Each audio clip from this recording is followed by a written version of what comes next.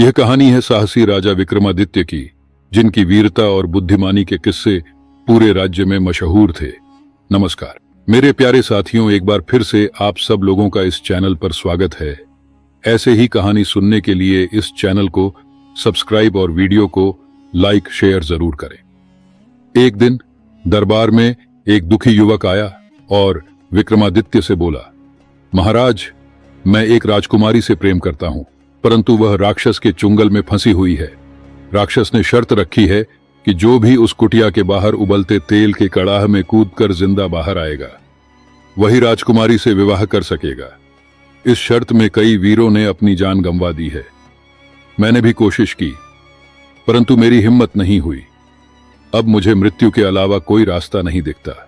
विक्रमादित्य ने युवक की व्यथा सुनी और उसे ढांढस बंधाया। तुम्हारी प्रेम की परीक्षा मैं दूंगा और तुम्हें न्याय दिलाऊंगा।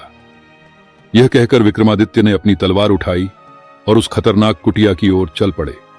कुटिया पहुंचकर उन्होंने देखा कि वहां हर ओर वीरों के हड्डियों के ढेर लगे थे। जैसे ही वे आगे बढ़े, एक विशाल काय राक्षस गरजता हुआ प्रकट हुआ और बोला, कौन है जो मेरी कुटिया की ओर बढ़ने की हिम्मत कर रहा है? विक्रमादित्य ने निर्भीकता से कहा, मैं उज्जैन का राजा विक्रमादित्य हूं। मैं तुम्हारे छल को समाप्त करने आया हूं। राक्षस ठहाका मारकर हंसने लगा और विक्रमादित्य को उबलते तेल के कड़ाह की ओर इशारा करते हुए बोला, अगर तुम इतने ही वीर हो तो इस कड़ाह में कूद कर दिखाओ। विक्रमादित्य ने अपनी तलवार उठाई और मंत्र पढ़ते हुए तेल के कड़ाह के पास पहुंचे। उन्होंने अपनी आंखें बंद की और आह्वान किया, हे देवता, मेरी रक्षा करना, मेरे साहस को सफल बनाओ। फिर उन्होंने पूरे साहस के साथ कड़ाह में छलांग लगा दी। सभी को लगा कि विक्रमादित्य ने भी अपनी जान गंवा दी, परंतु कुछ ही क्षण बाद विक्रमादित्य उसी कड़ाह से अडिग और अजेय बाहर निकले। उनके शरीर पर जलने का एक भी निशान नहीं था। यह देखकर राक्षस भयभीत हो गया और उसके चेहरे पर चिंता की लकीरें उभर आईं। विक्रमादित्य ने उसी वक्त अपनी तलवार से राक्षस पर प्रहार किया और एक भयंकर युद्ध के बाद उसे समाप्त कर दिया।